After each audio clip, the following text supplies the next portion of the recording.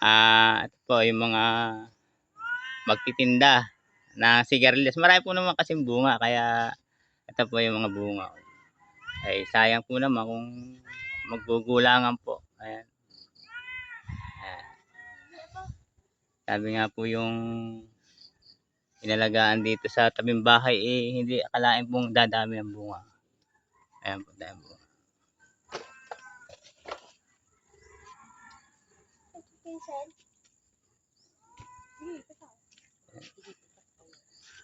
Ayan po sila.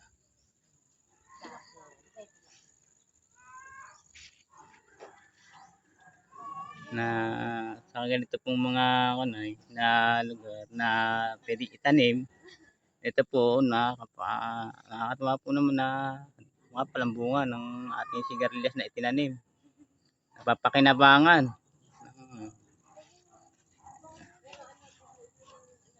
Ayan po yung mga bata nakikipitas din, natutuwa kasi sila. Ayan. Kasi yung iba pong nasa taas ay ayun po, mataas masyado, ay bibinghiin na lang po.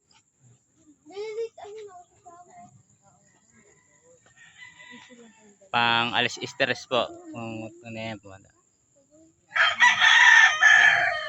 Kulang na po sa taas. Gagawin na pong binimi ito yun.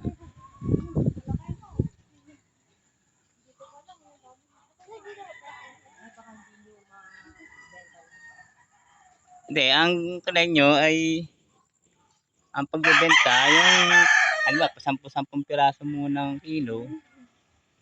Oh, ito po yung ang ganda po. Ayan. Ang ganda po. Siguro po kasi nung una po kami nagtatanim talaga nito ng malawak pa na ano. Ang nga lang po ay tumigil na kami dahil na makapahipahinga naman po sa paghahalaman. Ngayon po nagtanim kami dito sa aming bahay, gumanda po naman. Napapakinabangan. Ayan po. Ang dami.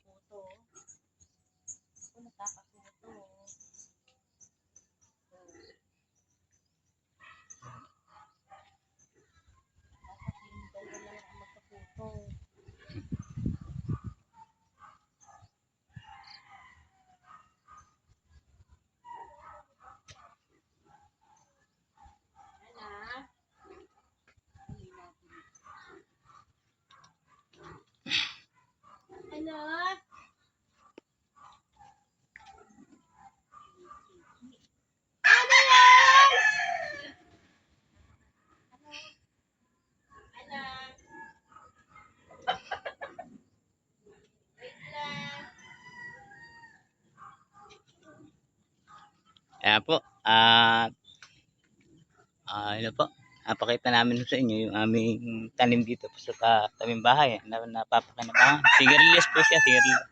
Kaya na malaking pakinabang pang ulam o ay ngayon ay ibebenta-benta pa po. Kaya malaking bagay po sa 3 pamilya po pa ang kumakain nito. Hindi kayang ubusin. Kaya ibebenta na po yung iba. Ayan po. Napakarami. Ayan po yung naputi lahat. Ang dami. Ito po yung mga mamumuti. Ayaw pong magpakita. Pero ito po yung naputi na. Ititinda ho nila ito. Sabi nga daw ay pampaganda, pampasexy itong gulay.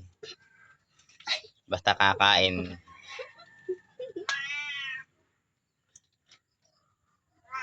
Kaya ayan po, salamat po sa nakakita na to at sana ay bumili rin kayo.